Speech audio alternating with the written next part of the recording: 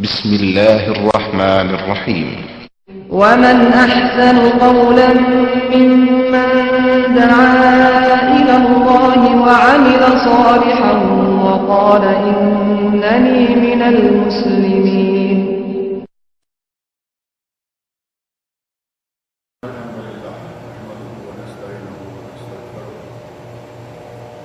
ونعوذ بالله من شرور أنفسنا ومن سيئات أعمالنا من يهده الله فلا مضل له ومن يضلل فلا هادي له وأشهد أن لا إله إلا الله وحده لا شريك له وأشهد أن محمدا عبده ورسوله أما بعد فأعوذ بالله السميع العليم من الشيطان الرجيم ومن الناس من يجادل في الله بغير علم ويتبع كل شيطان مريد كتب عليه أنه من تولاه فأنه يضله ويهديه إلى عذاب السعير.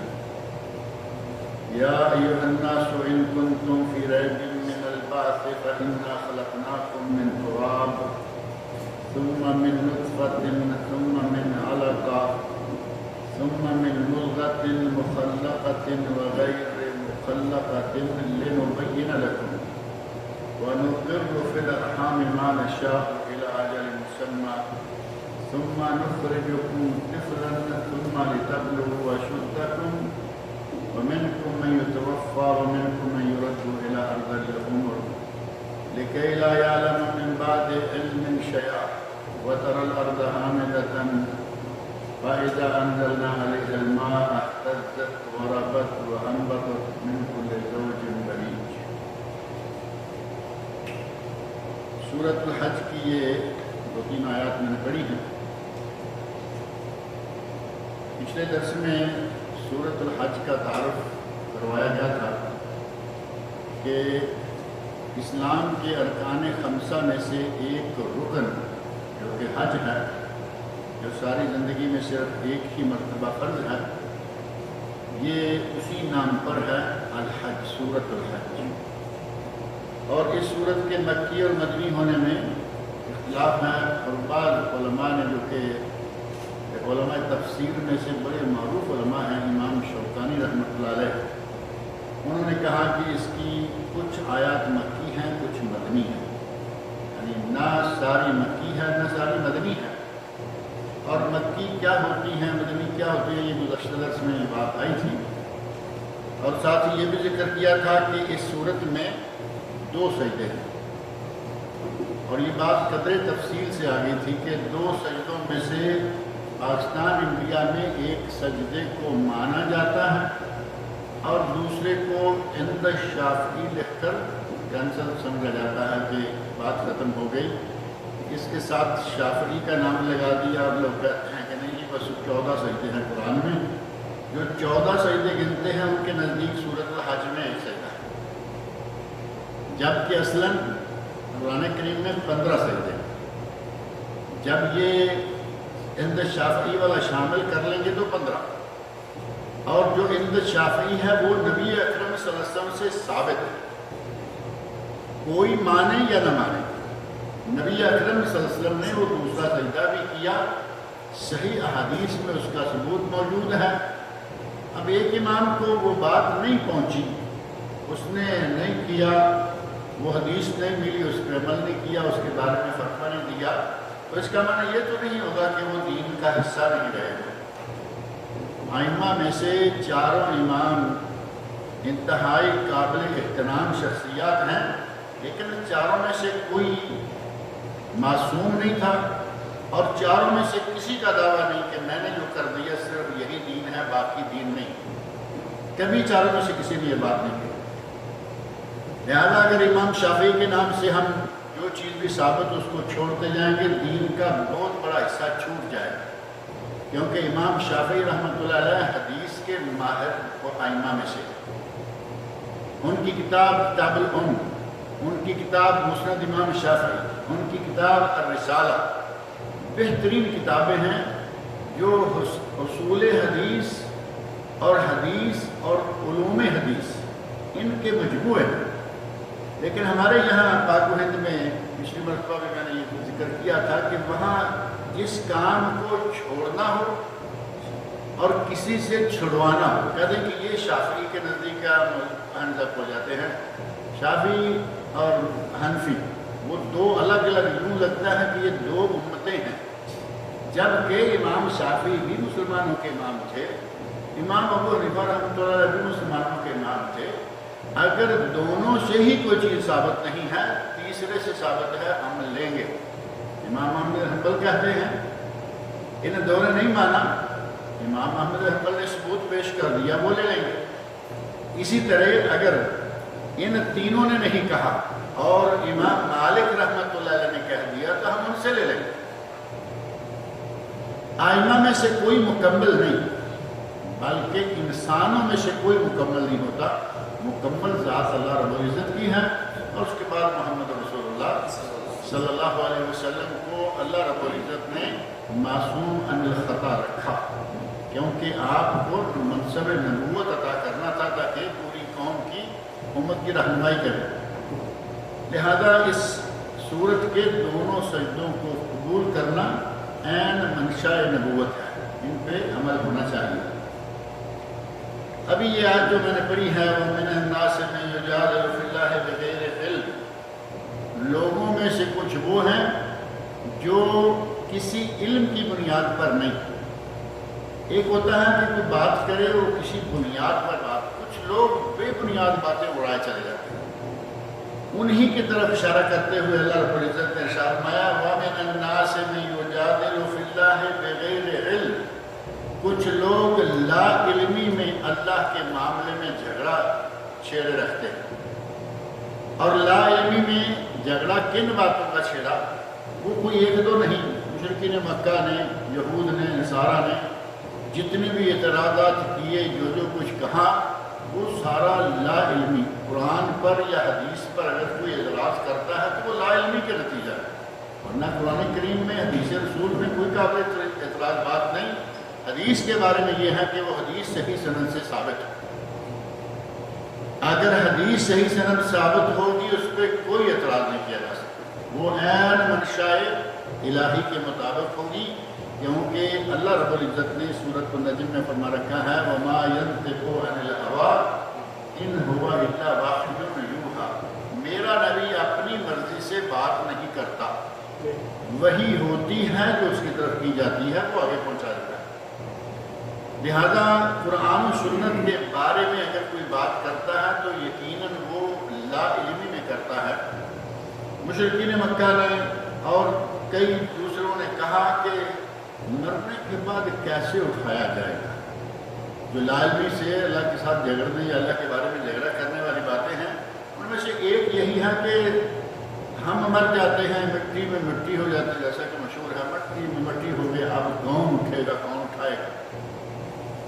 آگے اللہ رب العزت نے اس کے دلائل بھی دیے ہیں کہ تمہارے بغیر کسی وجہ کے، اگر کوئی وجہ ہو تو تب بھی ہے، بغیر کسی وجہ کے، بغیر کسی علم کے، بغیر کسی عقلی دلیل کے تم یہ کہتے ہو کہ اللہ اٹھا نہیں سکتا، تمہارے پاس کیا دلیل ہے؟ اللہ رب العزت نے آگے دلائل سے ثابت کیا کہ میں اٹھا سکتا ہوں، مرنے کے بعد، تمہیں مارنے کے بعد میں دوبارہ اٹھا سکتا ہوں، میرے لیے مشکل نہیں ہے. لیکن تم جو کہتے ہو کہ مرنے کے بعد کون اٹھے گا، کون اٹھائے گا، یہ جگ مٹھا اگلا کس مٹھا، یہ مطلب یہ جگ مٹھا اور اگلا کس مٹھا، کہتے ہیں کہ یہ دنیا میٹھی ہے، اگلا جہان کس نے دیکھا ہے، پاپ البیش کوش عالم دوبارہ نیز. اللہ نے فرمایا یہ لا علمی کی بنیاد پر کی جانے والی باتیں ہیں.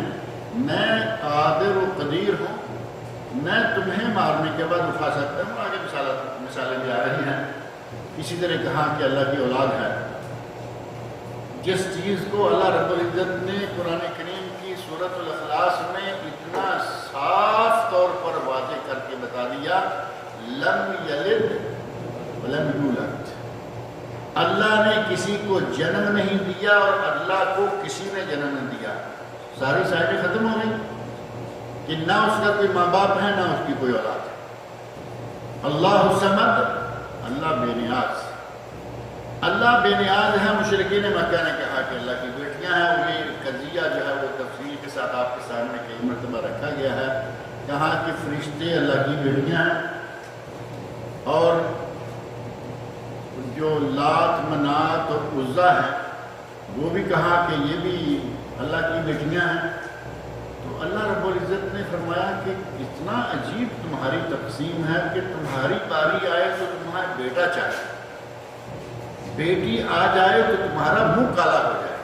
صاف لفظوں میں اللہ نے فرمایا وَإِذَا بُشِّرَ أَحَدُكُم بِالْأُنثَىٰ ظَلَّ وَجْهُهُ مُسْوَدًّا وَهُوَ كَظِيمٌ، اگر تم میں سے کسی کو بشارت دی جائے کہ تمہارے یہاں بیٹی پیدا ہوئی ہے، ظَلَّ وَجْهُهُ مُسْوَدًّا، مسودہ کس کو کہتے ہیں معروف ہے نا، جو پرنٹنگ میں جانے سے پہلے ہاتھ سے سیاہی سے لکھا جاتا ہے، دستی لکھائی اس کو کہتے ہیں، یہ مسودہ ہے کتاب کا، مسودہ ہے، مسودہ ہے۔ سود، اسود، یہ سودان، سودان تو ہم کہتے ہیں نا، اصل میں تو سودان ہے، سودان یعنی کالے۔ ہم دیکھیں سودانیوں کو آپ کو سمجھ آ جائے گی آسانی سے کہ اس کا ترجمہ کیا ہے۔ سود، اسود، مسودہ، مسودہ ورق، سفید ورق کو کالا کیا گیا لکھ لکھ کے۔ اللہ نے فرمایا وَإِذَا بُشِّرَ أَحَدُهُم بِالْأُنثَىٰ ظَلَّ وَجْهُهُ مُسْوَدًّا، وہی لفظ آ گیا نا کہ منہ کالا ہو جاتا ہے۔ تمہیں کہا جائے کہ تمہارے یہاں بیٹی ہوئی، تمہارا غصے سے غم سے منہ کالا ہو جائے، اور میرے لیے کہتے ہو کہ سارے فرشتے اللہ کی بیٹیاں۔ آگے اللہ رب العزت فرما دیا تِلْكَ إِذًا قِسْمَةٌ ضِیزَىٰ، یہ تو بڑی بری تقسیم ہے کہ تمہارے لیے بیٹے ہوں اور میرے لیے اتنی تعداد بیٹیاں منسوخ کر دی ہیں۔ یہ باتیں ہیں جن کے بارے میں اللہ نے اشارت پر فرمایا کہ تم لا علمی میں، تمہارے پاس کوئی علمی اساس نہیں، کوئی بنیاد نہیں، تمہارے پاس کوئی ایسی دلیل نہیں، لیکن تم کہے چلے جا رہے ہو، جھگڑا کیے چلے جا رہے ہو، نہیں اللہ کی بیٹیاں ہیں، نہیں مر گئے تو کون اٹھا سکتا ہے، کیسے اٹھیں گے۔ ابو جہل کا واقعہ بڑا معروف ہے، کہیں کسی قبرستان کے پاس سے گزرا، وہ سیدھا سی پرانی سی ہڈی نظر آئی، اٹھائی، ہڈی کا کنارہ پکڑ کے توڑا، ٹوٹ گیا، ٹک سے ٹوٹ گیا۔ ہم اس کو ذرا تھوڑا ملا دو، آٹے کی طرح مسئلہ گیا، کہتا ہے آج مسلمانوں کے نبی سے بات کرتا ہوں، تم کہتے ہو مرنے کے بعد اٹھایا جائے گا، تو وہاں وہ ہڈی کا وہ برادہ اڑاتے ہوئے جا رہا ہے، یہ کہتے ہو کہ اٹھایا جائے گا۔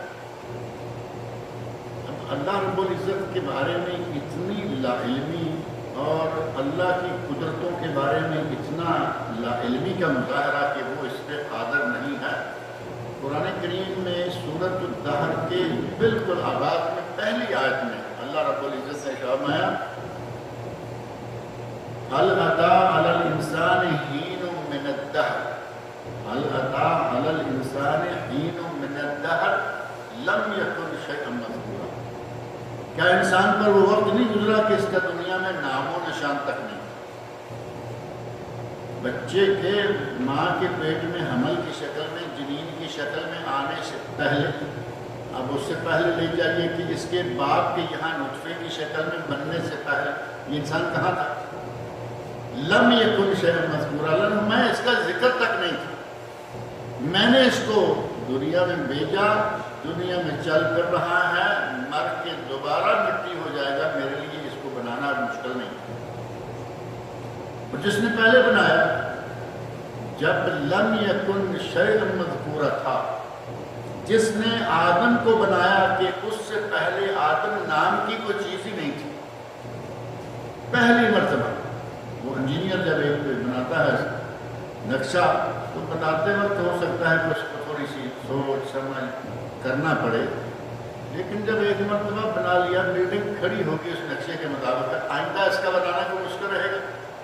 اس کے لیے تو آسان ہو گیا کہ اس کو معلوم ہے بلڈنگ ایسے بنائی تھی، یہ کر دیا، وہ کر دیا۔ اللہ رب العزت تو انجینئر نہیں ہے، اللہ کے لیے تو اس طرح کی مثال دینا بھی جائز نہیں، لیکن انجینئر اگر دوسری مرتبہ آسانی سے بتا سکتا ہے تو کیا اللہ کے لیے نعوذ باللہ یہ ناممکن ہے کہ وہ مرے ہوئے کو دوبارہ اٹھا لے؟ اور اللہ رب العزت نے کتنی مرتبہ پہلے مثالیں دے کے بتا دیا۔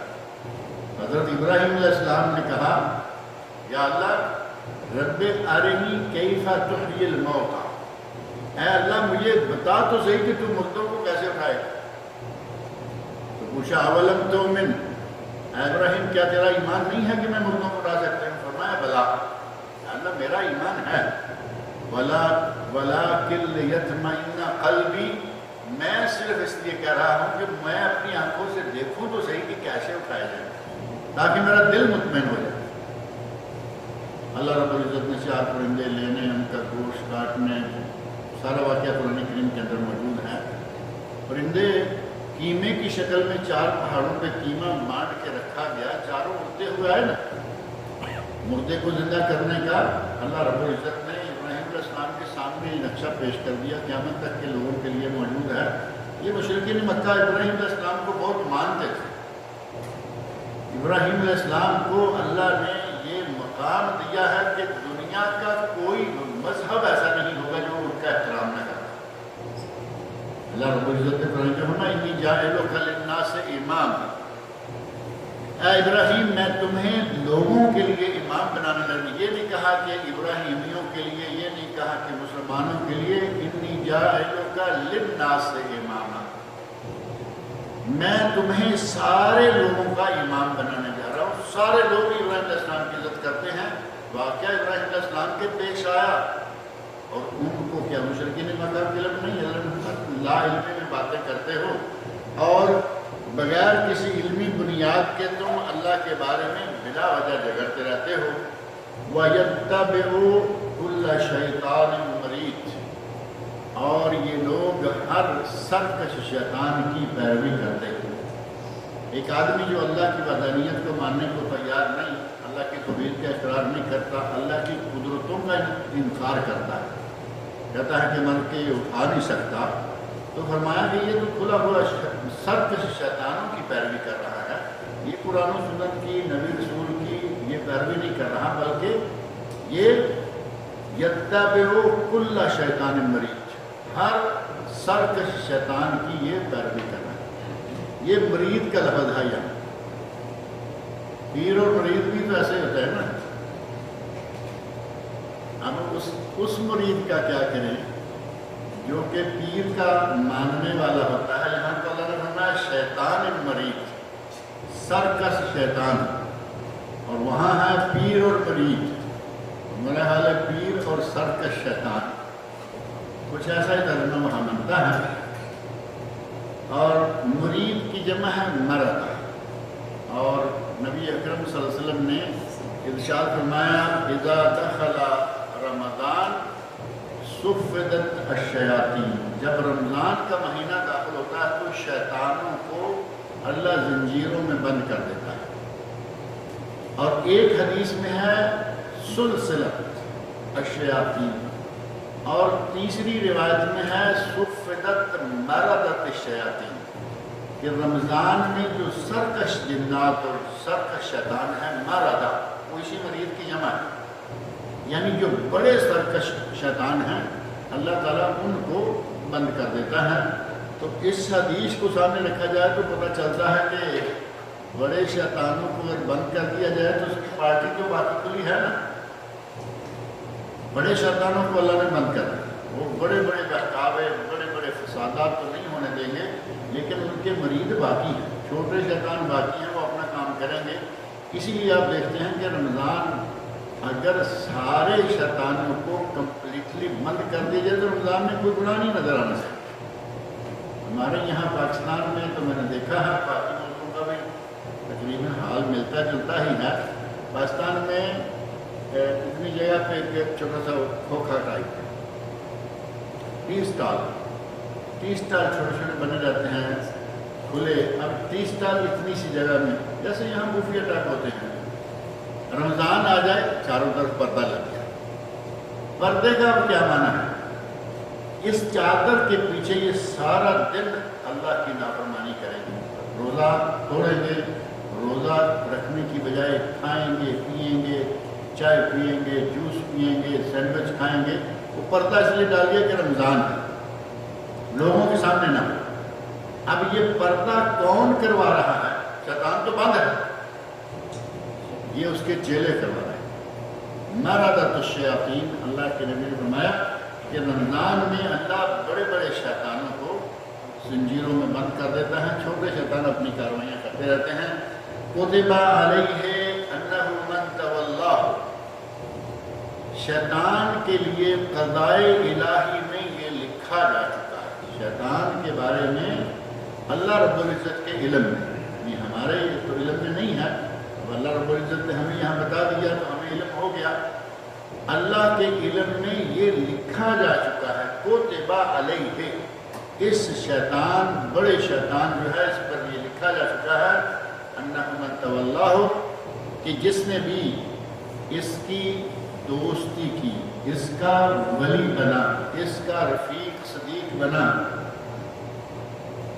رفیق صدیق کا لفظ معروف ہے نا یہاں، رفیق تو بڑا معروف ہے، رفیق یا صدیق، یہ جو خلیجی ریاستیں ہیں وہاں لفظ رفیق زیادہ مشہور ہے، کہ جو عربی نہیں ہے وہ رفیق ہے۔ رفیق کے معنی آپ سمجھ سکتے ہیں کہ جس کو وہ اب کچھ نہیں سمجھتا، وہ اعلیٰ درجے کا انجینئر ہے لیکن وہ رفیق ہے کیونکہ وہ عربی نہیں۔ یہ خلیجی ریاستوں میں، کیونکہ میں 17 سال وہاں رہا، ان کی چیز سنتا رہا، جو عربی نہیں وہ رفیق، اور یہاں سعودیہ میں جو عربی نہیں وہ صدیق، تو یہ رفیق صدیق ملتے جلتے لفظ ہیں۔ اور بعض لوگوں نے کہا کہ اگر اپنے ملک والا ہے تو وہ ہے شقیق، اپنے ملک والا ہے تو وہ شقیق، شقیق کا معنی سگا، اپنے ملک والا ہے تو شقیق، اور اگر عرب ملکوں میں سے کسی ملک کا ہے تو صدیق، اور اگر عرب ملکوں سے باہر کسی ملک کا ہے تو رفیق۔ یہ تقسیم بعض لوگوں نے اس ذہنیت کی، جو یہ عصبیت کی دنیا بھر میں یہ پھیلی ہوئی ہے، تو یہ تقسیم کی گئی۔ اب ولی جو ہے وہ صدیق رفیق کچھ بھی کہیں، دوست، جس نے شیطان کو دوست بنا لیا، کتب علیہ، اس کے بارے میں یہ قضائے الہی میں لکھا گیا ہے، انہ من تولاہ، کہ جس نے اسے ولی مان لیا۔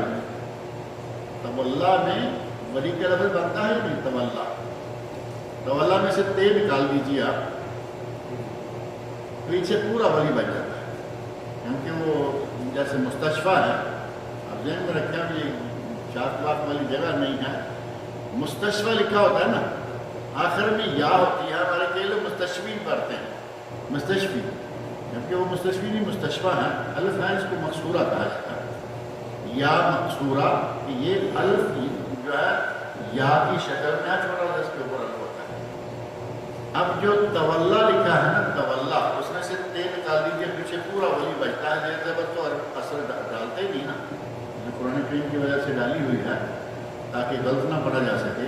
عام عرب کتابیں آپ دیکھتے ہیں زیر زبر کوئی نہیں، تو تولا میں سے تا نکال دیجیے تو پیچھے بچتا ہے ولی۔ معنی یہ ہوا کہ جس نے شیطان کو اپنا ولی مان لیا، دوست بنا لیا، اپنا رفیق صدیق مان لیا۔ یہ عربی والا رفیق صدیق نہیں، اصلی جو معنی ہے رفیق صدیق کا ساتھی یا دوست۔ اگر کسی نے یہ بنا لیا، اور ولی کا لفظ جو ہے وہ بھی کوئی صرف ایک مفہوم میں، ایک معنی میں نہیں ہوتا۔ رات والے درس میں میں نے 4 معنی ذکر کیے جو مختلف مفہوم ہیں، اور اس کے بارے میں قرآن کریم کی بہت ساری آیات ہیں کہ لوگ جو ولی مانتے ہیں تو وہ کن کن معنوں میں وہ ولی ہوتا ہے۔ کل والے درس کی ریکارڈنگ بھی شاید مل جائے گی۔ اللہ نے فرمایا کہ اس شیطان کو جس نے اپنا دوست بنا لیا، فَأَنَّهُ يُضِلُّهُ، وہ اسے گمراہ کر دے گا۔ شیطان کا کام کیا ہے؟ گمراہ کرنا۔ اللہ کے سامنے بیٹھ کر اس نے پورے زور سے، دھڑلے سے، پوری جرت سے یہ باتیں کی ہوئی ہیں کہ یا اللہ، تو مجھے اس انسان کی وجہ سے جنت سے دھتکار کے نکال رہا ہے، مجھے تیری عزت و جلال کی قسم ہے کہ میں اس کو، اس کی اولاد کو بہکاؤں گا، ان کو گمراہ کروں گا، ان کو آگے سے، پیچھے سے، دائیں سے، بائیں سے، اوپر سے، نیچے سے، ہر 4 6 سمتیں ہوتی ہیں نا، کل 4 تو مشہور ہوتی ہیں عموماً کہ بھائی شمال جنوب مشرق میں، تو اوپر نیچے بھی تو سمتیں ہیں، شیطان نے کہا ہے کہ میں انسان کو 6 سمتوں سے گھیروں گا، کسی نہ کسی سمت سے گھیر کر میں اس کو گمراہ کروں گا۔ اللہ نے فرمایا جا جو کرنا ہے کر لے، جو میرے بندے ہیں وہ تیرے قابو میں نہیں ہیں، میرے بندے تیرے قابو میں، اور جو اس کے قابو میں آ جائے وہ کس کا بندہ ہوا؟ سیدھا سیدھا شیطان کا بندہ ہو گیا نا۔ اللہ نے فرمایا میرے بندے تیرے قابو نہیں آئیں گے، جا جو کرنا ہے۔ اللہ نے فرمایا یہ اس کے لیے لکھا جا چکا ہے، طے ہے کہ وہ لوگوں کو گمراہ کرے گا، بہکائے گا۔ وَيَهْدِيهِ إِلَىٰ عَذَابِ السَّعِيرِ، اور جس نے بھی اس کی پیروی کی وہ اس کو جہنم کے عذاب تک لے جائے گا۔ ظاہر ہے کہ جس نے اللہ کی نافرمانی کی، رسول اللہ صلی اللہ علیہ وسلم کی نافرمانی کی، اور اس نے اپنے آپ کو پورے کا پورا شیطان کی گود میں گرا لیا، اس کا ٹھکانہ تو پھر وہی ہوگا نا۔ یہدیہ الی عذاب السعیر، وہ اس کو جہنم کے سخت سعیر بھڑکتی انتہائی النار جہنم میں لے جانے کا باعث بن جائے گا۔ یا ایھا الناس، اب یہاں اللہ رب العزت نے جن باتوں میں لا علمی سے لوگ جھگڑا کرتے ہیں، پہلی جو دوسری آیت آئی، پہلی آیت آج کی ترجمہ میں کے ساتھ گزری ہے، آیت نمبر 3 ہے، اس آیت میں جس جھگڑے کی طرف اللہ نے اشارہ کیا کہ یہ اس بات میں جھگڑتے رہتے ہیں کہ اللہ مارنے کے بعد کیسے اٹھا سکے گا، یہ کیسے ممکن ہے کہ آدمی مر جائے، مٹی میں مٹی ہو جائے۔ کئی لوگ پھر کہتے ہیں کہ چلو ایک آدمی مر گیا، اسے تو اٹھا لیا، اس کا تو کہتے ہیں کہ قبر میں تھا اٹھا لیا۔ ایک آدمی پانی میں گل سڑ گیا، اس کو کیسے اٹھائے گا، کہاں سے لائے گا؟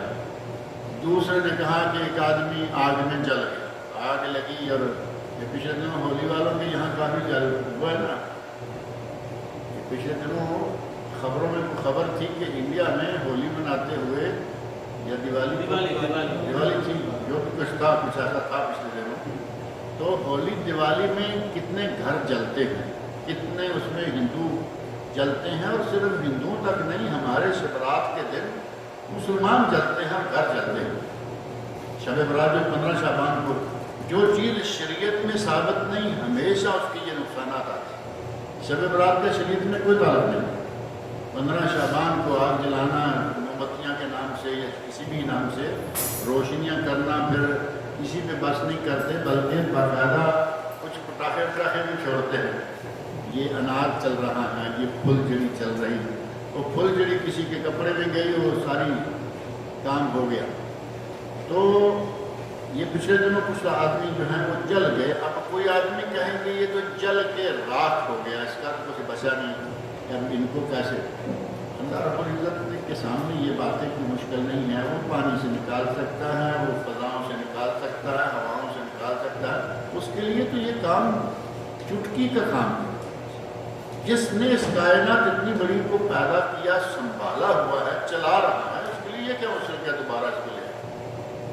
اللہ رب العزت نے اب مثال دیتے ہوئے فرمایا، یا ایھا الناس، اے لوگو، مسلمان ہو یا کافر ہو، ہندو ہو، سکھ ہو، عیسائی ہو یا بدھسٹ ہو، جو بھی ہو، ان کنتم فی ریب من البعث، اگر تمہیں دوبارہ اٹھائے جانے کے بارے میں کوئی شک ہے، ریب کا معنی شک، الف لام میم ذالک الکتاب لا ریب فیہ، اللہ نے فرمایا یہ وہ کتاب ہے جس میں کوئی شک نہیں۔ تو شک کا معنی تو شک ہی رہے گا نا، کتاب کے بارے میں کہیں، مرد کے اٹھانے کے بارے میں کہیں۔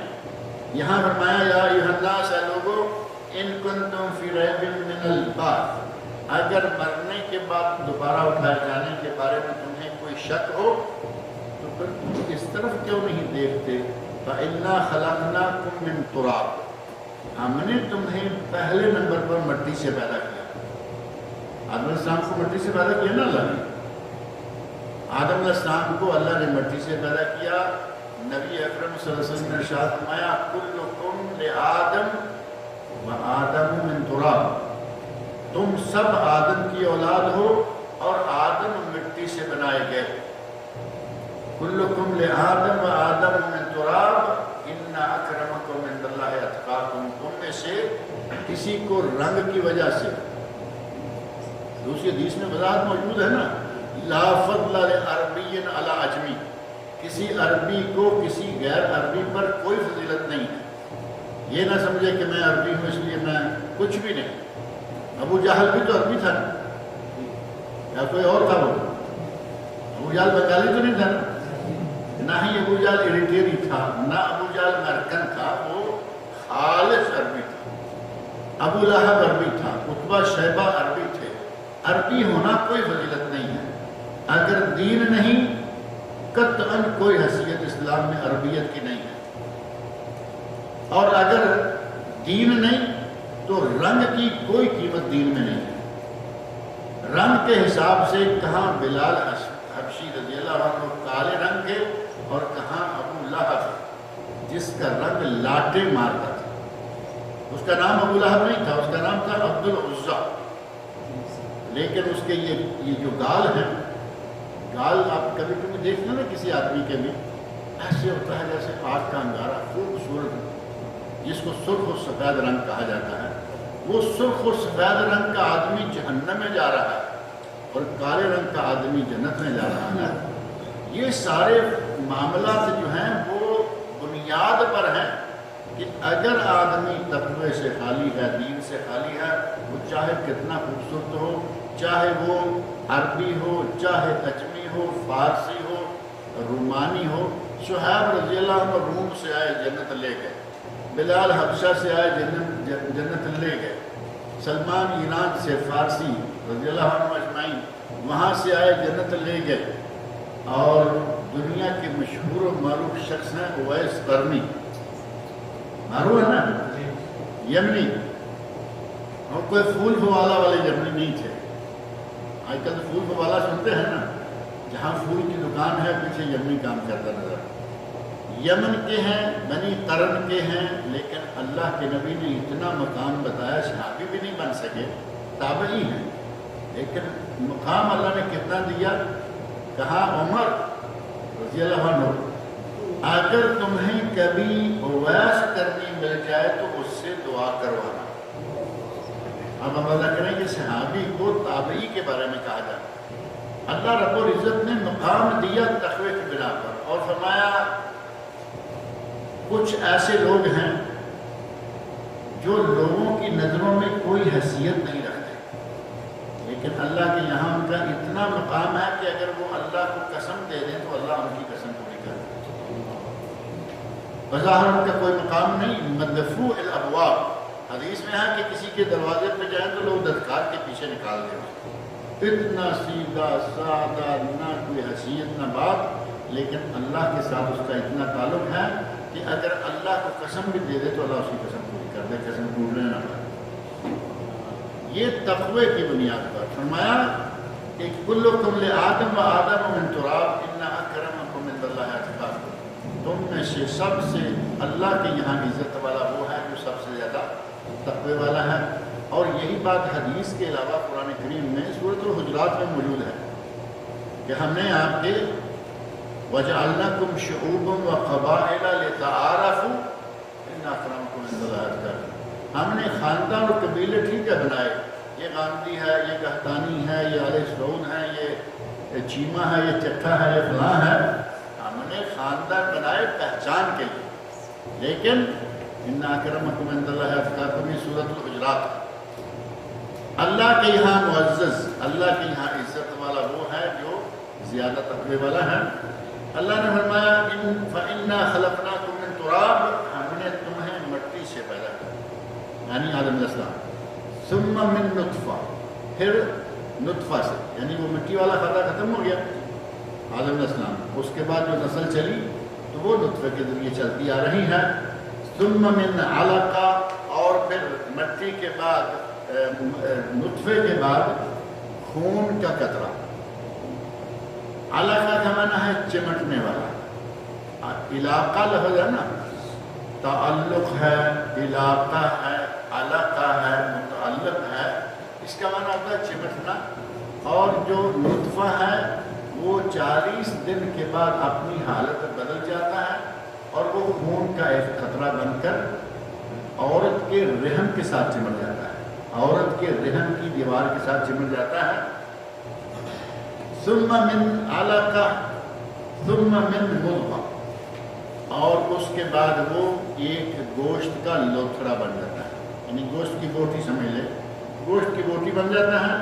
مخلقہ و غیر مخلقہ، دو طرح کا یہ بوٹی ہوتی ہے. ایک بوٹی وہ جس میں باقاعدہ نقش و نگار بن گئے، اور ایک بوٹی وہ ہے جس میں بوٹی تو بن گئی لیکن نقش و نگار کو نہیں بنا. اب جس میں نقش و نگار بن گئے یہ انسان پورا مکمل ہوگا اور جنم لے گا، اور جس میں نقش و نگار نہیں بنے وہ جو ساقط ہو جاتے ہیں بچے، مسکیریج ہو جاتا ہے، یہ ان میں چلا جائے گا. اللہ رب العزت نے دونوں کی وضع بیان فرما دی. مخلقہ ان کو شکل و صورت دی گئی، وغیر مخلقہ اور کچھ وہ ہے جن کو شکل و صورت نہیں دی گئی، وہ صرف بوٹی کی شکل میں ہیں، بوٹی کی شکل میں آہستہ آہستہ وہ نکل جائیں گے. اور یہ مخلقہ اور غیر مخلقہ کی نوبت کب آتی ہے؟ نبی اکرم صلی اللہ علیہ وسلم ارشاد فرماتے ہیں، حدیث میں آتا ہے کہ پہلے 40 دن تک ماں کے پیٹ میں نطفہ رہتا ہے، 40 دن تک منی کا قطرہ اسی حالت میں رہتا ہے. 40 دن کے بعد وہ خون کا قطرہ بن جاتا ہے، اور پھر اگلے 40 دن کے بعد وہ گوشت کا ٹکڑا بن جاتا ہے. یہ کتنے ہو گئے؟ 120. 40 40 40 120 دن، اور یہ بنتے ہیں 4 مہینے. 4 مہینے تک کل جو پانی کا قطرہ تھا 4 مہینے تک وہ گوشت کا ایسا لوتھڑا بن جاتا ہے جو مخلقہ ہے، تو اللہ رب العزت اس میں جان ڈال دیتا ہے. 4 مہینے کے بعد ماں کے پیٹ میں جنین یا بچے کے جسم میں اللہ روح پھونک دیتا ہے، اور اگر غیر مخلقہ رہنا ہے تو وہ اسی طرح رہے گا، اس میں روح نہیں پھونکی جائے گی کیونکہ اس کو نکل جانا ہے. لِنُبَيِّنَ لَكُمْ، یہ اس لیے کہ ہم یہ آپ پر ظاہر کر دیں. لِنُبَيِّنَ لَكُمْ، تم پر یہ ظاہر کر دیں کہ جس ذات نے یہ سارے سٹیج گزار کر ایک پانی کے قطرے کو انسان بنا کے دنیا میں پیدا کر دیا ہے، وہ مرنے کے بعد کیا اس کو اٹھانے کے لیے کوئی مشکل سمجھے؟ اس کے لیے کوئی مشکل نہیں ہوگی. وَنُقِرُّ فِي الْأَرْحَامِ مَا نَشَاءُ إِلَىٰ أَجَلٍ مُّسَمًّى، اور جس کو چاہیں ہم رحم میں مقررہ مدت تک استقرار کی شکل میں رہنے دیں. اب یہ ضروری تو نہیں ہے نا کہ مخلقہ ہو گیا غیر مخلقہ ہوگا، اب یہ پکا ہو گیا کہ یہ پیدا ہوگا. اللہ نے فرمایا اب بھی ہماری مرضی ہے، چاہے تو اس کو رحم میں رہنے دیں، چاہے تو پھر بھی مسکیریج کر دیں. کئی بچے 5ویں مہینے میں، کئی بچے 6 مہینے میں مسکیریج ہوتے ہیں، اور کئی جا کے 7ویں 8ویں اور 9ویں تک پہنچتے ہیں. اللہ رب العزت نے یہ ساری سٹیجیں بیان کر دیں، اور آیت کیونکہ لمبی ہے اس کا ترجمہ پورا کرنا آج کے درس میں ممکن نہیں ہوگا. اللہ رب العزت نے یہ جو سٹیجز بیان کی ہیں یہ آج کی میڈیکل کو ابھی چند سال پہلے پتہ چلا ہے. ابھی جو یہ ڈاکٹر ہیں آج کل بڑے اسپیشلسٹ ہیں ولادہ کے، اور بڑے اسپیشلسٹ ہیں ان معاملات کے، جو بچے کی ولادت کے سلسلہ میں لیڈیز جینٹس دونوں کام کر رہے ہیں.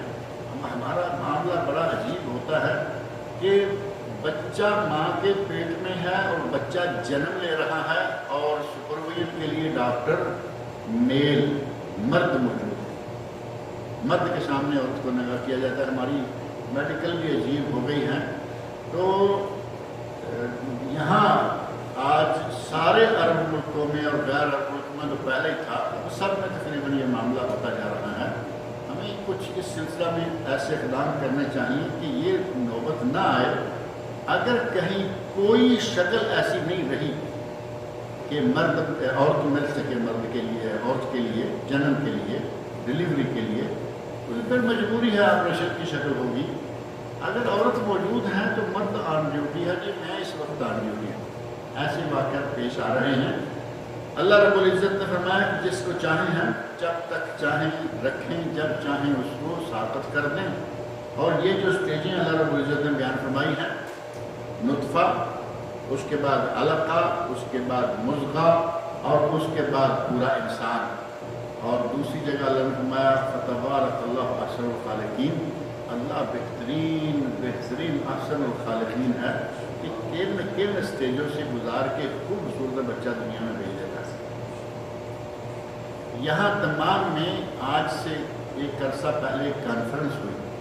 اس کانفرنس میں یورپ سے کوئی ڈاکٹر آیا اور اس نے جب یہ ساری سٹیجز سنی تو اس نے کہا کہ ہم ڈاکٹر لوگ اس جگہ آج پہنچے ہیں جہاں محمد صلی اللہ علیہ وسلم 1400 سال پہلے پہنچ گئے تھے. اس کا معنی یہ ہے کہ وہ عام آدمی نہیں ہو سکتے. جب میڈیکل آج آ رہی ہے ان سٹیجوں تک، یہ جو جتنا آج کل اسکیننگ وغیرہ ہے یہ تو پہلے تو نہیں تھے، تو ابھی ابھی شروع ہوئے. اس نے کہا کہ ہمیں ان 4 سٹیجوں کا آج پتہ چل رہا ہے، اور یہ 40-50 سال کے اندر کی بات ہے. کہا کہ ہم آج پہنچے ہیں، یہ قرآن جس پہ نازل ہوا وہ 1400 سال پہلے یہاں پہنچا ہوا تھا، اور یہاں تمام میں بعد میں مسلمان ہو گئے. کلمہ پڑھ لیا اور کہا کہ میں نہیں مان سکتا کہ یہ غلط بات ہو سکتی ہے، غلط دین ہو سکتا ہے. اللہ تعالیٰ مجھے اور آپ سب کو قرآن کریم پڑھنے سننے سمجھنے اور اس کے احکام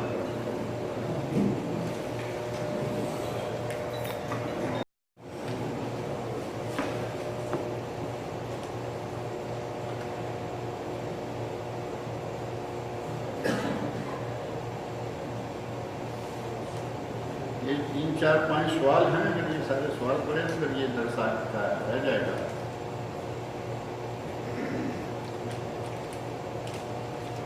مولانا یہ کاروائی پاد نہیں ہوتی.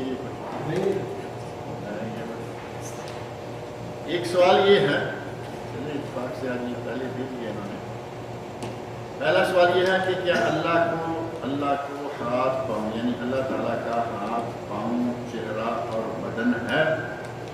تو اس سلسلہ میں یہ ہے کہ توحید کی جو 3 قسمیں ہیں نا، توحید الوہیت، توحید ربوبیت اور توحید الاسماء والصفات، ان میں سے یہ مسئلہ توحید الاسماء والصفات کے حوالے سے آتا ہے.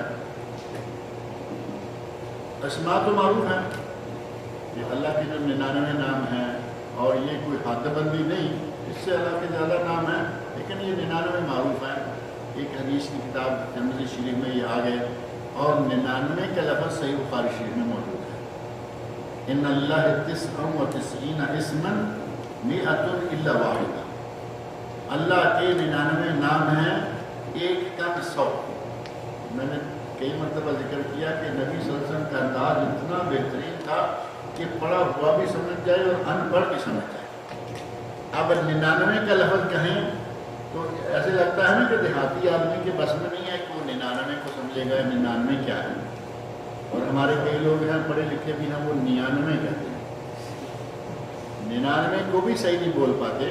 99 اللہ رب العزت نے نبی اکرم صلی اللہ علیہ وسلم کو وہ عقلی معیار عطا کیا تھا کہ ہر کسی کی عقل کی تہ کے مطابق آپ بات کیا کریں. ایسا رنگ اختیار کیا کہ قیامت تک بدو پڑھے یا شہر والا پڑھے، دیہاتی پڑھے یا پڑھا لکھا کوئی شہر کا آدمی پڑھے، اس کو پتہ چل جائے کہ کتنے نمبر ہیں یہ. ان للہ 99 اسما، اللہ کے 99 نام ہیں، اور آگے فرمایا 100 الا واحدہ، ایک کم 100.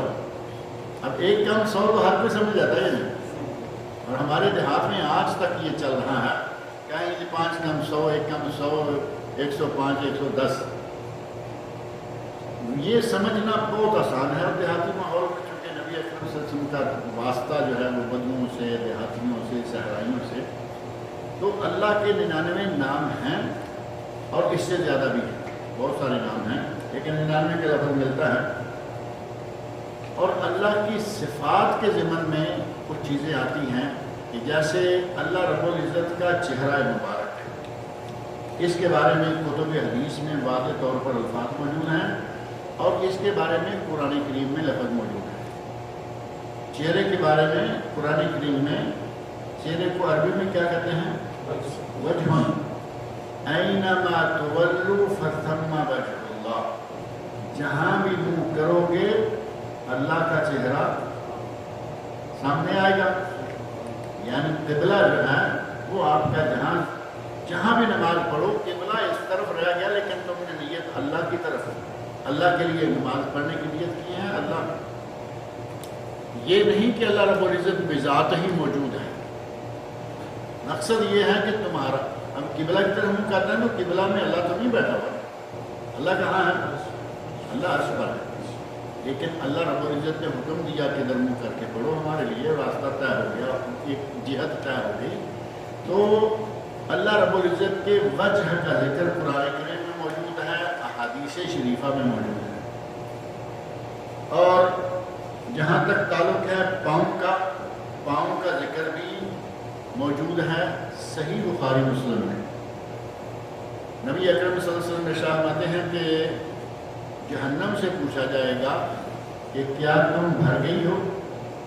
تو جہنم کہے گی حل من مزید، یہ لفظ تو بڑا مشہور ہے نا، حل من مزید، کچھ اور۔ بالآخر اللہ رب العزت اپنا قدم مبارک جہنم میں رکھے گا تو کہے گا کہ بس میں بھر گیا۔ اس صحیح سند سے ثابت حدیث میں نبی صلی اللہ علیہ وسلم نے اللہ کا قدم مبارک ذکر کیا ہے۔ اب ہم کہیں کہ ہم دیکھ نہیں سکتے تو ہم کو اللہ کو بھی نہیں دیکھ سکتے نا، سارا ہی نہیں دیکھ سکتے، لیکن قدم کا ذکر موجود ہے صحیح حدیث میں، وجہ کا ذکر حدیثوں میں بھی ہے، قرآن کریم کے اندر بھی موجود ہے، اور اللہ رب العزت کے دستے مبارک کا ذکر حدیث میں موجود ہے، ہاتھ آپ کا۔ اب ہم کہیں کہ اللہ کا ہاتھ ایسے ہے، نہیں، ہمیں نہیں معلوم اللہ کا ہاتھ کیسے ہے، کس طرح کا ہے، اس کی کیفیت کیا ہے، اس کی شکل ہم نہیں بتا سکتے، نہ ذکر ہے، نہ بتانا اور تفصیل میں جانا جائز ہے، لیکن اللہ کا ہاتھ ہے، کیونکہ نبی صلی اللہ علیہ وسلم نے فرمایا ید اللہ علی الجماع، ید اللہ علی الجماع، جماعت پر اللہ کا ہاتھ ہوتا ہے۔ اب ید کا لفظ تو مشہور ہے، ید، اور دو ید ہو جائے تو کیا ہوتا ہے؟ ایک ریال ہو تو ریال، اور دو ریال ہو تو کتنا ہوتا ہے؟ ریالین، اور ید ہو تو ید، اور دو ید ہو تو یدین، رفع دین، سیدھا ہو گیا نہیں لفظ؟ رفع دین کا معنی ہے دو ہاتھ اٹھانا۔ اللہ کا ید ہے، ید اللہ علی الجماع، لہذا جو چیزیں اللہ کی ہیں ان کو ماننا چاہیے، اور جس کا ید ہے، جس کا وجہ کریم ہے، جس کا قدم مبارک ہے، اس کا معنی یہ ہوا کہ اللہ رب العزت کی ذات ہے، لہذا اس میں کوئی انکار والی شک والی بات نہیں ہے۔ کسی نے آگے دوسرا ہے کہ مجھے اولاد ہونے والی ہے، دعا کیجیے کہ اللہ نیک اور صالح اولاد عطا فرمائے۔ اللہ رب العزت آپ کو بھی اور جن کی اولاد نہیں ہے اللہ سب کو نیک صالح اولاد عطا فرمائے۔ آگے ہے کہ عقیقہ کے بارے میں بتائیے، اور کان میں اذان کے بارے میں۔ عقیقہ نبی اکرم صلی اللہ علیہ وسلم نے ارشاد فرمایا کہ بچے کی ولادت کے 7ویں دن اس کا عقیقہ کریں، لڑکا ہے تو 2 بکرے، لڑکی ہے تو 1 بکرا ذبح کر کے خود بھی کھائیں، پڑوسیوں کو بھی کھلائیں، رشتہ دار ہیں تو ان کو بھی کھلائیں، اور غریبوں مسکینوں کو بھی کھلائیں۔ اور ہمارے یہاں ایک مسئلہ پچھلے دنوں کافی بار پوچھا جاتا رہا کہ کیا عقیقے کا گوشت اس بچے کے ماں باپ کھا سکتے ہیں یا نہیں؟ تو میں نے کہا کہ ان کا کیا قصور ہے؟ بچے کے ماں باپ کھا سکتے ہیں؟ عجیب بات، سوال بھی لوگ بعض دفعہ عجیب کر دیتے ہیں کہ بچے کے ماں باپ ہیں، یعنی دلہا دلہن گھر والوں کے، ان کا کیا قصور ہے؟ اللہ رب العزت نے ہی بچہ دیا، وہ تو اصل ہے، اس کے بعد باری آئے گی دادے کی اور نانے کی، اصل تو ماں باپ ہوتے ہیں۔ تو یہ سارے لوگ گوشت کھائیں۔ اور دوسرا یہ کہ 7ویں دن یہ کام ہونا چاہیے، اصل سنت یہ ہے۔ اب اس کے بعد 14واں اور 21واں اور پھر ساری عمر جب چاہے کوئی اس سنت کو پورا کرے، لیکن 7واں دن افضل ترین دن ہے۔ بچے کا عقیقہ کریں، بچے کے سر سے بال نکالیں، بالوں کے وزن کے برابر چاندی اللہ کی راہ میں صدقہ کریں، جو کہ 100-125 ریال سمجھا بنتا ہے، موجودہ حالات کے مطابق 125 کر لیں کیونکہ مہنگائی تھوڑی زیادہ ہے۔ 7ویں دن ہی بچے کا نام پکا فائنل کر دیں، یعنی ویسے تو لوگوں نے اپنے شادی سے بھی پہلے نام رکھے ہوئے ہوتے ہیں، لڑکا ہوا تو یہ رکھیں گے، لڑکی ہوئی تو یہ رکھیں گے، لیکن فائنل کر دینا، ڈیسیجن لے کے اعلان کر دینا کہ بچے کا نام فلاں ہے۔ اور لڑکا ہے تو اس کا ختنہ کرنا۔ لڑکیوں میں ختنے کا رواج نہیں رہا، لیکن یہ بعض روایات سے اس کا ذکر ملتا ہے، اور عربوں میں ہے، عربوں میں یہ بات موجود ہے۔ بہرحال یہ عقیقے سے متعلقہ چند چیزیں ہیں جو ضروری ہونی چاہیے۔ اور رہا معاملہ کہ کان میں اذان، یہ بچے کی ولادت کے بعد فوراً جو 2 کام کیے جاتے ہیں ان میں سے ایک یہ ہے کہ ولادت کے بعد اس کے جیسے ہی ڈاکٹروں سے جان چھوٹے، سارا کیا آج کل تو ولادت ہوتی ہے نا میٹرنٹی ہومز میں، ہسپتالوں میں، تو کچھ عرصہ ڈاکٹر ہی نہیں دیتے۔ جب وہ بہرحال دے کے لا کے دے دیں، اپنے انگلی کا بھی مسئلہ ہے، کھجور منہ میں ڈال کر نرم کر کے انگلی کے پورے پہ لگائیں، اور اگر آپ کا پورا اتنا بڑا ہے کہ وہ بچے کے منہ میں ہی داخل نہیں ہو پائے گا تو کسی چھوٹی انگلی پہ لگا لیں تاکہ اس کے تالو پر وہ کھجور لگ جائے اور بچہ آہستہ سے چاٹ لے۔ اس کو کہا جاتا ہے تحنیک، پھوٹی دینا۔ اور اگر کسی نیک آدمی سے دلائیں تو اچھا ہے، اور اگر کسی کڑوے پسالے آدمی سے دلا دیا آپ صاحب تو پھر ساری عمر وہ گرمی دکھاتا رہے گا۔ کوشش کریں کسی ٹھنڈے سے، کسی اچھے سے آدمی سے دی دلائیں تاکہ اللہ تعالیٰ اس میں اچھی عادتیں ڈالے۔ اس کا اثر ہوتا ہے کیا؟ یقیناً ہوتا ہے۔ اگر ایسا نہ ہوتا تو صحابہ کرام نبی صلی اللہ علیہ وسلم کے پاس بچے کو لے کے نہ آتے، صحابہ کرام نبی صلی اللہ علیہ وسلم کے پاس لایا کرتے تو آپ ان کی دیا کرتے۔ رہا مسئلہ کان میں اذان کا، تو اب یہ بھی نہیں ہے کہ گدھی کسی نیک نے دے دی اور یہ گڑبڑ نکل گیا تو آپ کہیں کہ نیک کی خرابی ہے۔ اللہ تعالیٰ نے نبیوں کے گھر میں ظالم پیدا کیے۔ نوح علیہ السلام کا بیٹا تھا، آپ جانتے ہیں، ابراہیم علیہ السلام کا باپ تھا، بروں کے گھر میں اچھے، اچھوں کے گھر میں برے، وہ ایک فطرت معاملہ ہے، لیکن عموماً یہ ہے کہ اس کا اثر ہے۔ اذان کے بارے میں جتنی احادیث میں اذان اور اقامت 2 کا ذکر آتا ہے وہ حدیثیں ضعیف ہیں۔ دائم اذان اور بعد اقامت یہ حدیثیں ضعیف ہیں، اور جس میں صرف اذان کا ذکر ہے اس روایت میں بھی سند میں ضعف ہے، لیکن ائمہ نے خاص طور پر امام ترمذی رحمۃ اللہ علیہ نے لکھا کہ اس کی سند کو تقویت مل جاتی ہے امت کے عمل سے، کہ امت شروع سے اذان کہتی آ رہی ہے، لہذا کوئی اذان کہہ لے تو وہ کافی ہے، اقامت نہیں، اور یہ تقسیم دائیں اور بائیں والی وہ نہیں، اور اگر کوئی اذان بھی نہیں کہتا تو کوئی ضروری بھی نہیں، گنجائش ہے کہ اذان کہہ لے۔ اب سوال ہے کہ لا الہ الا اللہ کہنے سے جنت میں انسان چلا جائے گا؟ اگر تو کوئی صدق دل سے لا الہ الا اللہ کہتا ہے تو یقیناً بعد میں جنت میں چلا جائے گا۔ صدق دل سے لا الہ الا اللہ کہنے کا معنی کیا ہوگا؟ پہلی بات یہ کہ وہ محمد رسول اللہ کو مانتا ہو، یا صرف لا الہ الا اللہ کہے تو کافی، کیونکہ صرف لا الہ الا اللہ کہہ دینے سے تو وہ مسلمان بھی نہیں ہوتا۔ مسلمان ہونے کے لیے ضروری ہے کہ وہ دونوں حصے مانے، اللہ کے سوا کوئی معبود برحق نہیں اور محمد صلی اللہ علیہ وسلم اللہ کے رسول ہے، ان دونوں چیزوں کا اقرار کرے گا تو وہ مسلمان ہے، نہیں تو وہ مسلمان ہی نہیں۔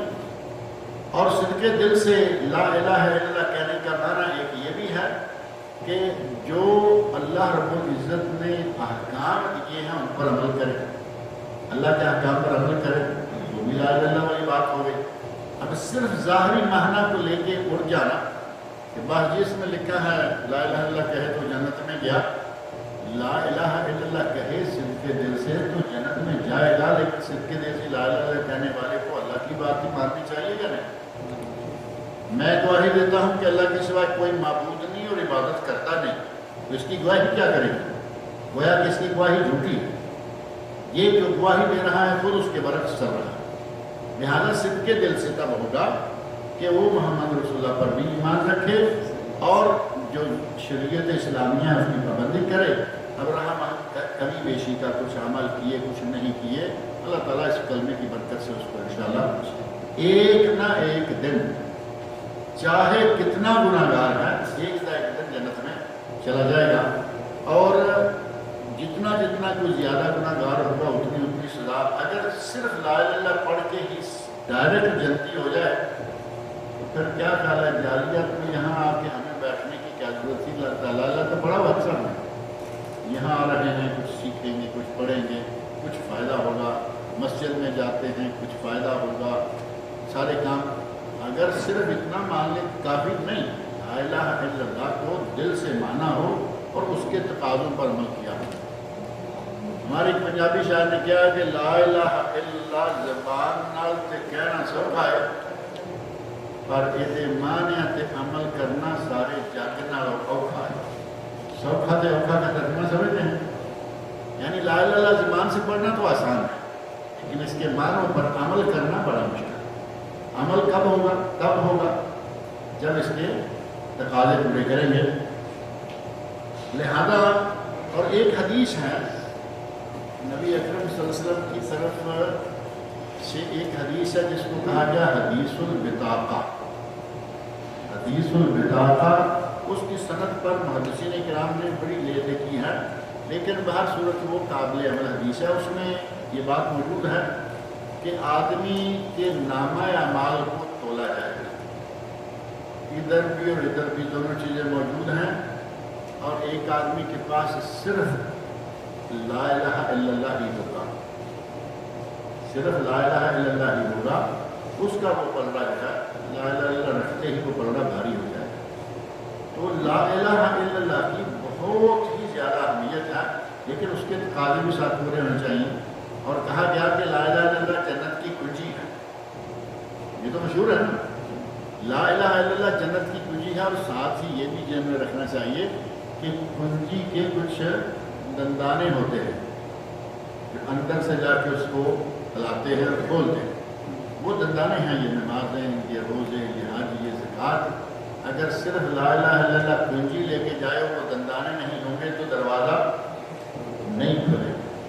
دروازہ کھلے گا تب جب کنجی کے دندانے بھی ہو گیا. وہ 5 دندانے یہ 5 ارکان اسلام ہیں. لہذا یہ ذہن میں رکھنا چاہیے یہ صرف اتنا کر کے کہ بس یہ لا الہ الا اللہ پڑھ لیا بیٹھ جاؤ, نہ نماز نہ روزہ نہ حج نہ زکوٰۃ. پکا بے نماز مسلمان ہے یا کافر؟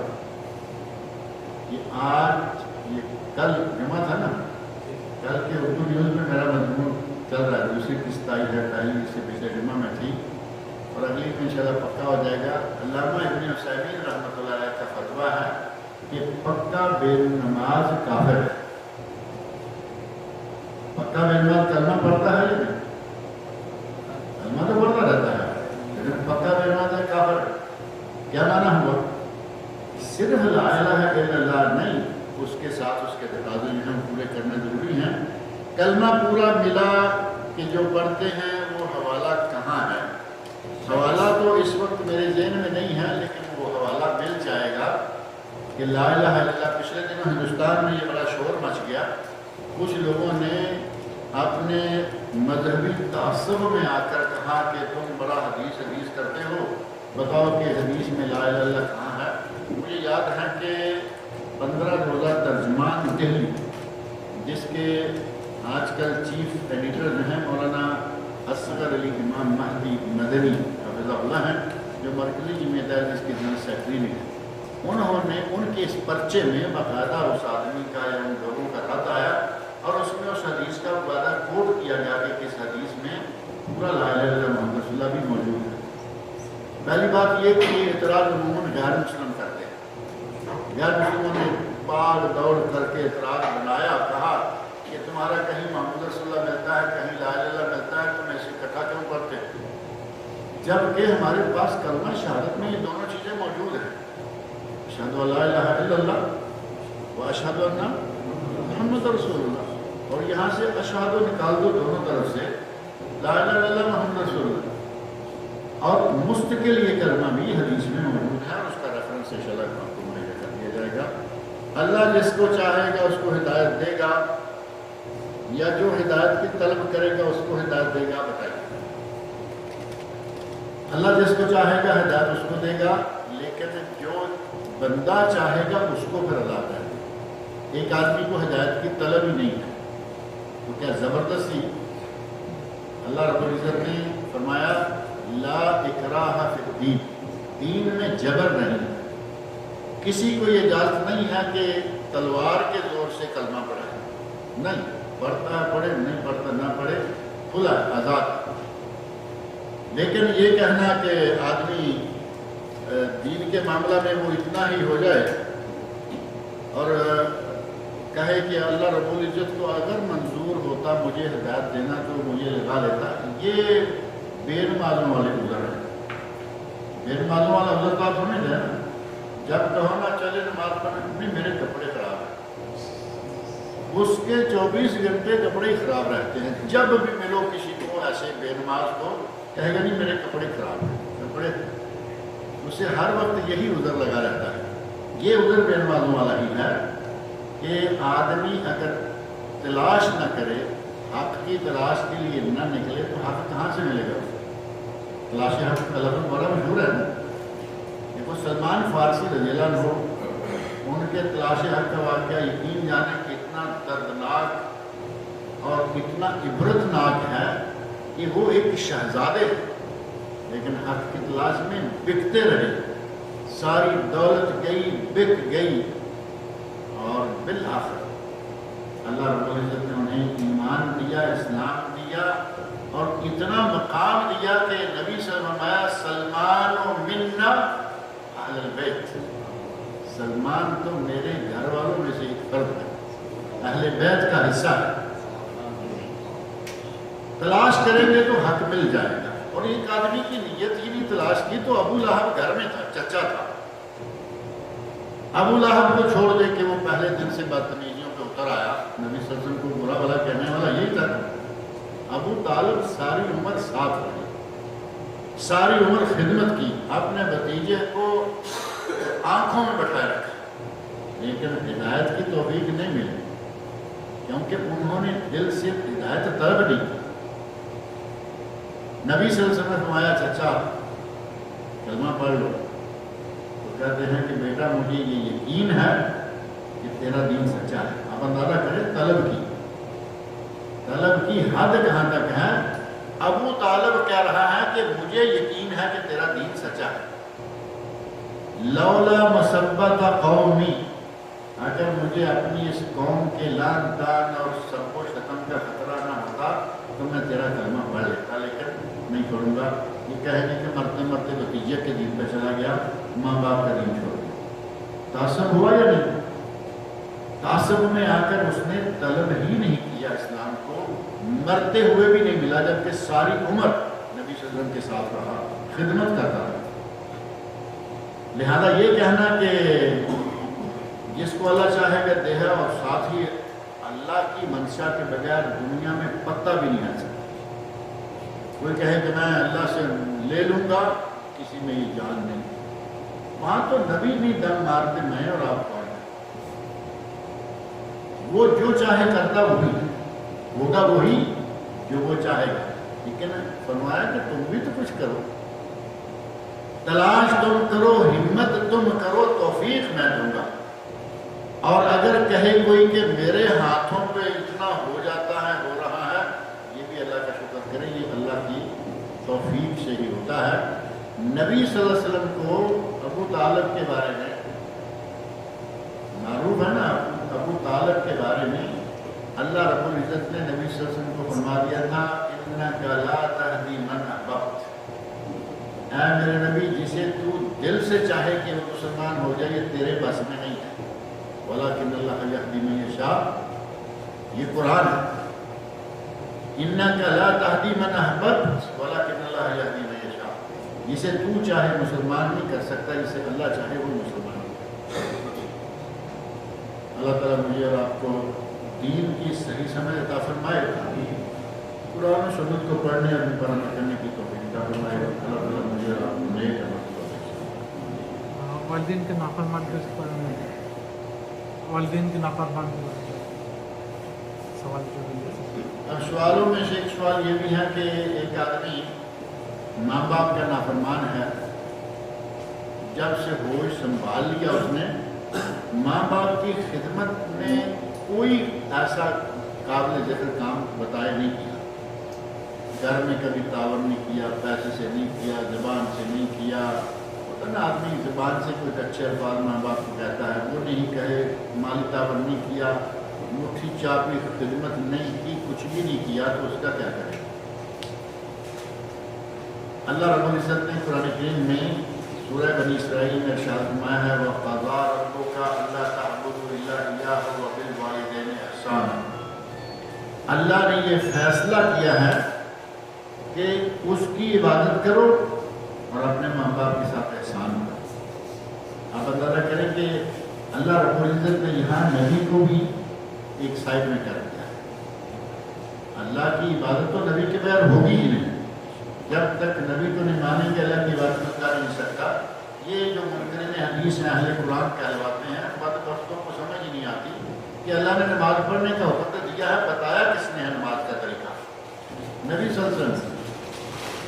لیکن یہاں اللہ نے فرمایا وَقَضَىٰ رَبُّكَ أَلَّا تَعْبُدُوا إِلَّا إِيَّاهُ وَبِالْوَالِدَيْنِ إِحْسَانًا۔ عبادت اللہ کی، اس نے سلوک ماں باپ، اللہ نے یہ فیصلہ کر رکھا ہے، حکم دے رکھا ہے، ہم اللہ کے حکم کی نافرمانی کریں۔ نبی صلی اللہ علیہ وسلم نے ارشاد فرمایا کہ جنت ماں کے پاؤں تلے، ماں کے پاؤں تلے جنت ہے۔ ماں کی خدمت نہیں کرتا، ماں کو اچھا بولنے بولتا، ماں کے لیے 4 پیسے لا کے نہیں دیتا، ماں کو دیکھنے کو تیار نہیں ہے۔ اور نبی صلی اللہ علیہ وسلم نے فرمایا کہ تمہارا باپ تمہارے لیے جنت کا دروازہ ہے، چاہے تو سنبھال لو، چاہے تو ضائع کر دو۔ حدیث میں ماں باپ دونوں کا ذکر آ گیا اور قرآن میں والدین کا ذکر دونوں کا آ گیا، وَبِالْوَالِدَيْنِ إِحْسَانًا، دو۔ اب ایک آدمی نہ قرآن کی مانے گا نہ حدیث کی مانے گا، کہاں کا مسلمان رہے گا؟ ماں باپ کا نافرمان دنیا میں انتہائی بدبخت انسان ہے، دنیا میں بھی اس کو کبھی سکون قلبی نصیب نہیں ہوگا، اور آخرت میں جو اس کا حال ہوگا وہ تو ہوگا ہی ہوگا، کیونکہ جس کے ماں باپ اس پر ناراض رہیں وہ سمجھے کہ میں جنت میں جاؤں گا، لاکھ نمازیں پڑھے اس کی کوئی نماز کے لگ قبول نہیں کرے گا، کیونکہ جس نے اس کے لیے دنیا میں آنے کا جو سبب بنے ہیں وہ ماں باپ، اور انہیں کی نہیں مانتے۔ لہذا اگر کوئی ماں باپ کا نافرمان ہے، وہ کہے کہ مجھے نمازیں کافی ہیں، مجھے روزے کافی ہیں، ماں باپ کے نافرمان کے کوئی چیز کافی نہیں ہوگی جب تک کہ وہ ماں باپ کے پاؤں تک نہیں آتا، ماں باپ کی خدمت کے لیے اپنے آپ کو تیار نہیں کرتا۔ جن کے والدین زندہ ہیں اللہ تعالیٰ ان کو خدمت کرنے کی توفیق عطا فرمائے، جن کے فوت ہو چکے ہیں اللہ رب العزت ان کے سب والدین کو اللہ تعالیٰ مغفرت فرمائے، رشید کوتاہیاں ان کی معاف کرے، اللہ تعالیٰ ان کو جنت کے فردوس میں اللہ تعالیٰ مجھے آپ لوگوں کو